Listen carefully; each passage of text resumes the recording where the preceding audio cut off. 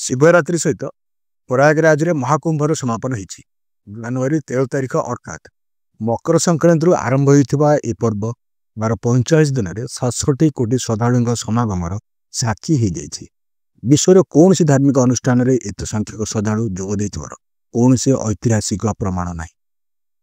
उत्तर प्रदेश सरकार द्वारा यह एक सफल परिचालन डॉक्यूमेंट भाव में रही। अवश्य विपक्ष राजनैतिक दल मैंने प्रश्न उठे। प्रयागराज में जनवरी 29 तारिख दिन एक बड़ दुर्घटना घटला जो 30 श्रद्धालु प्राण हानि होता।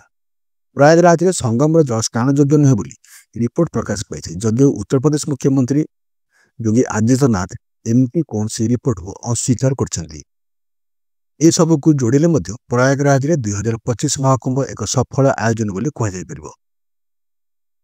दृढ़ हिंदू आस्थार प्रतिफलन बोली कह। महाकुंभर संपन्न प्रधानमंत्री नरेंद्र मोदी निजर भावना व्यक्त कर।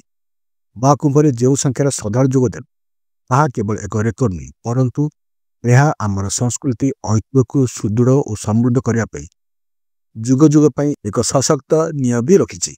से कहते प्रयागराज महाकुंभ आज सारा दुनिया में मैनेजमेंट प्रोफेशनल सहित प्लानिंग एवं पॉलिसी एक्सपर्ट रिसर्चर विषय हो जाए।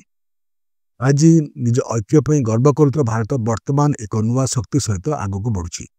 यह जुग परिवर्तन शब्द जहाँ देशर एक नुआ इतिहास लिखा जाऊँगी।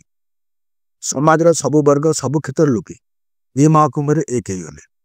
यही एक भारत श्रेष्ठ भारत चिरस्मरण दृश्य कोटी कोटी देशवासी भितर आत्मविश्वास साक्षात्कार एक महापर्व हो गले। से कहते ये महाकुंभ पूरा 45 दिन पर्यंत देशर 140 कोटी देशवासी जमी एक समय यही पर्व आसी जोड़ी हेले अभिभूत कर।